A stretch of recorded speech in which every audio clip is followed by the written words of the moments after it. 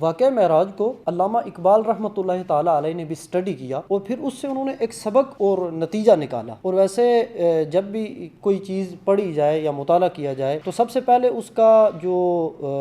ہونا چاہیے انسان کا مطمع نظر وہ یہی ہونا چاہیے کہ اس کا آپ کے ساتھ کیا تعلق ہے. یہ اس کو پڑھنے کا ایک جو ہے وہ طریقہ کار ہے.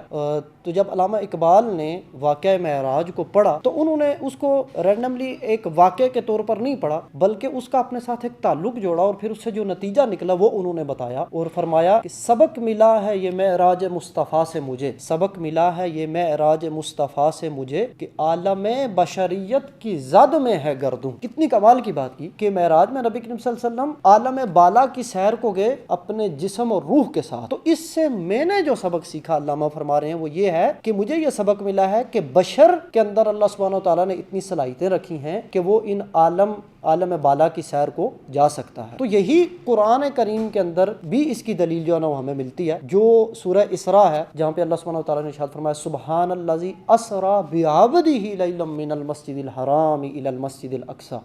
کہ بڑی قوتوں والی، ہر نقص سے پاک اور عیب سے بری وہ ذات کہ جس نے اپنے عبد خاص، اپنے بندہ خاص کو رات کے تھوڑے سے حصے میں سیر کرائی. تو یہاں پر بعبدہ ہی کا لفظ استعمال کیا. اس کی مختلف جو ہے نا وہ وجوہات ہیں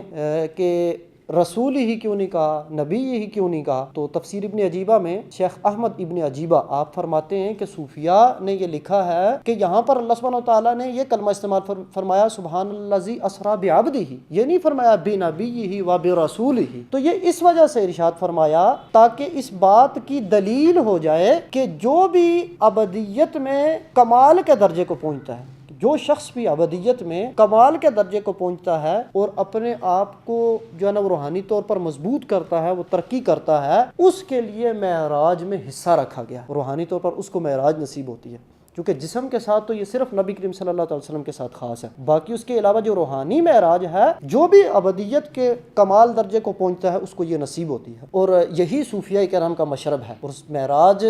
ختم نہیں ہوئی بلکہ ہر ایک کو اس کے تصفیہ قلب، جتنی وہ قلب کی صفائی کرتا ہے، جتنی وہ روح کو اجلا کرتا ہے، اس حساب سے اسے معراج نصیب ہوتی ہے. سیدی امام فخر الدین الشیخ محمد عثمان عبد البرہانی اپنے مشہور زمانہ کلام شراب الوصل میں ارشاد فرماتے ہیں فی کل حین لنا فی المصطفیٰ عمل، فی کل حین لنا فی المصطفیٰ عمل حتی اذا حانت الاسراء یسرینا، کہ ہر گھڑی، ہر لمحہ ہمیں المصطفیٰ صلی اللہ تعالی علیہ وسلم سے یہ امید لگی رہتی ہے، ہمیں آپ سے یہ امید ہوتی ہے کہ حتی اذا حانت الاسراء، کہ جب بھی اسراء کا وقت آئے گا، یسرینا، تو ہم بھی آپ صلی اللہ تعالی وسلم کے ساتھ اس اسراء اور معراج پر جائیں گے. تو یہی مشرب ہے. جو بھی معراج حاصل کرنا چاہتا ہے وہ کسی شیخ کامل کا دامن تھام لے، اور جب وہ مشائخ اہل بیت کے ساتھ اس کی نسبت ہوتی ہے تو وہ اسے ایسے اوراد و اذکار عطا کرتے ہیں جن سے اس کی جو صفات ہیں، جو ناقص صفات ہیں، وہ کامل صفات میں تبدیل ہو جاتی ہیں، اور وہ اخلاق نبوی میں رنگ جاتا ہے. اس کے اخلاق اعلیٰ اخلاق سے متصف ہو جاتے ہیں. اخلاق نبوی میں وہ رنگتا ہے اور پھر اخلاق الہیہ میں وہ رنگ جاتا ہے. اور جب اس سٹیج پر پہنچتا ہے